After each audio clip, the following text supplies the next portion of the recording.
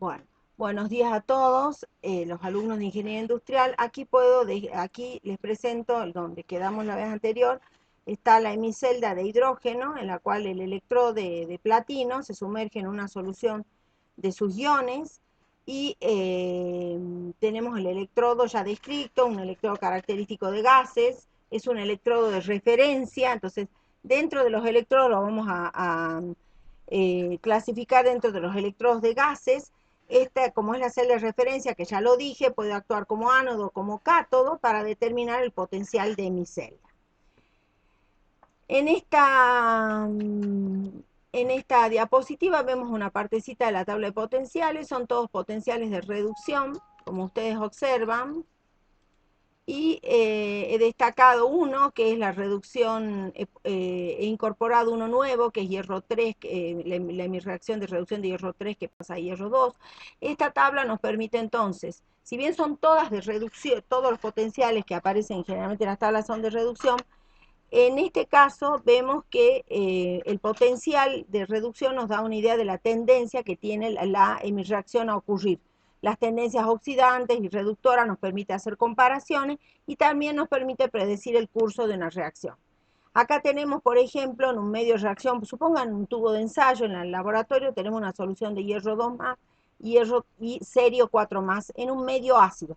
Fíjense cómo va marcando el medio, porque las reacciones químicas en solución acuosa, no en las reacciones químicas, dependen siempre del pH. Vamos a ver qué depende, por eso que ustedes cuando igualan la reacción se les indica si es medio ácido o medio básico, o bien tiene que saltar del mismo planteo de la reacción, que es un medio ácido o un medio básico.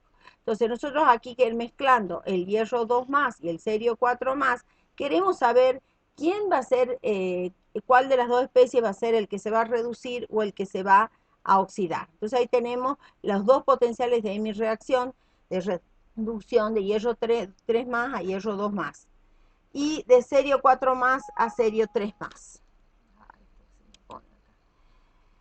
Bien, ustedes observan que en el caso del cerio, acá lo tengo remarcado, el cerio 4 más a cerio 2 más tiene un potencial de reducción de 1,28 voltios y la reducción de hierro 3 más a hierro 2 más 0,0771. Ahí, comparando las tendencias reductoras, es evidente que el reductor va a ser el hierro 3 más y el oxidante va a ser el cerio 4 más. Si es oxidante va a tener tendencia a reducir, y el hierro 2 más, que tiene tendencia a oxidarse, va a ser el reductor. Finalmente, cuando yo planteo las hemirreacciones, las planteo de esta manera. O sea, el cerio actuando como 4 más como oxidante, el hierro 2 más como reductor. Y ese va a ser el curso de la reacción. Entonces es muy interesante porque nos permite predecir el sentido de una reacción.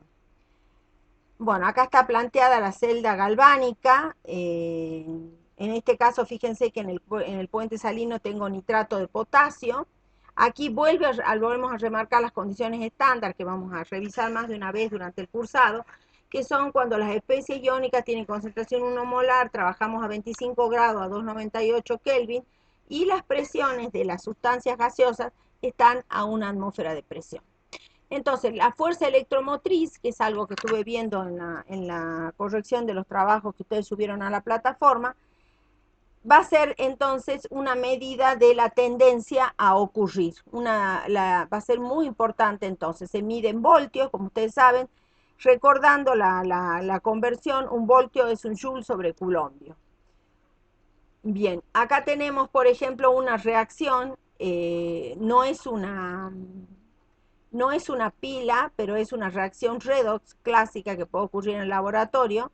Yo tengo cobre metálico sumergido en una solución de plata. Si yo veo los potenciales, por ejemplo, el potencial del cobre, de cobre 2 más a cobre 0, es 0,34. Y la reducción de plata más 1 a plata 0 es 0,80. Entonces, ahí ya veo que el que tiene mayor tendencia a reducirse es la plata más a plata 0. Por eso, cuando el cobre se sumerge en una solución de nitrato de plata, lo que va a pasar es que la plata se va a reducir y se va a depositar sobre la superficie del metal, y y el cobre va a pasar a la solución. El cobre en solución, recuerden, tiene color azul. En solución, cobre 2 más, o sea, iónico, tiene una coloración en azul. Y ahí se ve.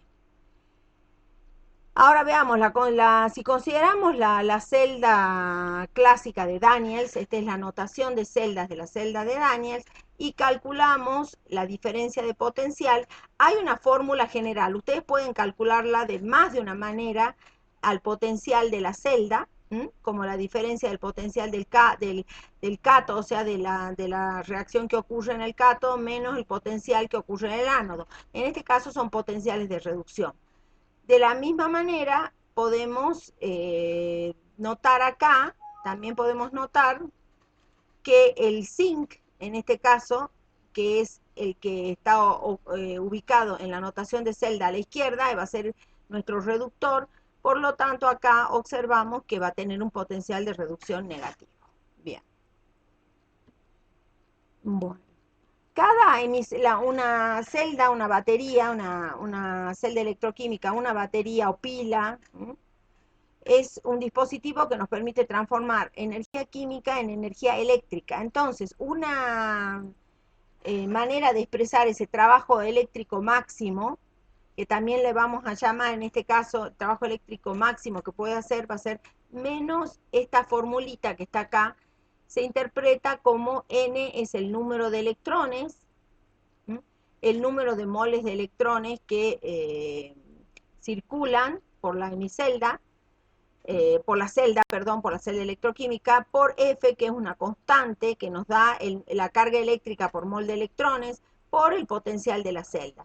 Fíjense que si vemos la coherencia de las unidades, como voltios un joule sobre coulombio, F, que es la constante de Faraday, también está expresada en coulombio, nos va a quedar una expresión de unidades de energía por moles. Ese trabajo eléctrico también lo podemos llamar energía libre de Gibbs, la energía libre de Gibbs, que también va a ser una medida de la espontaneidad de la celda. Nosotros sabíamos que la espontaneidad de la celda era cuando el potencial de la celda era mayor que cero. Entonces, en este caso, la energía libre, para que sea espontánea una celda, el potencial de una celda o FEM, o diferencia potencial de una celda electroquímica, para que esa reacción tenga, esa reacción redox tenga tendencia a ocurrir, debe ser mayor que cero. Y en este caso, la energía libre de Gibbs va a ser menor que cero cuando sea espontáneo. Entonces ya tenemos dos criterios de espontaneidad para analizar la espontaneidad de una reacción redox que se pueda utilizar en una pila o batería electroquímica. La expresión de la energía libre, ustedes observan, la expresión de la energía libre, que es un parámetro termodinámico, va a ser igual a la diferencia de energía libre de la pila cuando los reactivos y todas las condiciones están en estado estándar, más R, que es la constante de los gases, T es la temperatura absoluta, y el logaritmo del cociente de reacción. Presten atención cuando hablamos de cociente de reacción, que va a ser generalmente la relación de las concentraciones de los productos y los reactivos, o la relación de las presiones de los productos de los reactivos. Si hay gases, en el cociente de reacción no se incluye el agua, no se incluyen las sustancias sólidas. Bien, entonces esta ecuación puede aplicarse a una celda galvánica, en este caso las concentraciones y las presiones de los productos y reactivos corresponden a un instante determinado. Entonces ahí tenemos la expresión de energía libre cuando las condiciones no son estándar y la expresión de energía libre cuando las condiciones son estándar. Perdón, el primer caso, las condiciones no están en estado estándar, y en el segundo caso, sí, eso implica con el símbolo el cerito, el supraíndice. Entonces, si nosotros reemplazamos en la expresión de la energía libre lo que estuvimos analizando recién a lo que significa la energía libre, en esta ecuación vamos a obtener lo siguiente. Esto nos permite a nosotros obtener la expresión de la ecuación de Nernst. la expresión de la ecuación de Nernst, que acá tenemos logaritmo neperiano, y nosotros con un factor que ustedes ya han trabajado mucho en álgebra, o en análisis 1, no me acuerdo, van a poder convertir el logaritmo natural en logaritmo decimal. Acuérdense de esto, por favor, porque el logaritmo decimal es más cómodo y más fácil de trabajar con los números que el logaritmo neperiano, ¿sí? Yo he corregido muchas evaluaciones con esta confusión, que ponen natural en lugar del logaritmo decimal. Si nosotros trabajamos por ejemplo, a 25 grados, que es la temperatura generalmente que se trabaja en un laboratorio, vamos a tener que la temperatura va a ser constante, F y R son constantes y no queda una expresión de este tipo. Esta expresión va a ser válida cuando la temperatura sea igual a 25 grados. Si la temperatura del sistema de reacción no es 25 grados, ya tenemos que revisar esta expresión, la última expresión, o sea, el potencial de Celda igual al potencial de celda estándar menos 0,059. O sea, esta constante está siempre y cuando la temperatura sea 25 grados. Bien, acá les planteé para ir trabajando un poco el álgebra, que ustedes tienen que trabajar en esta materia con la deducción de las fórmulas.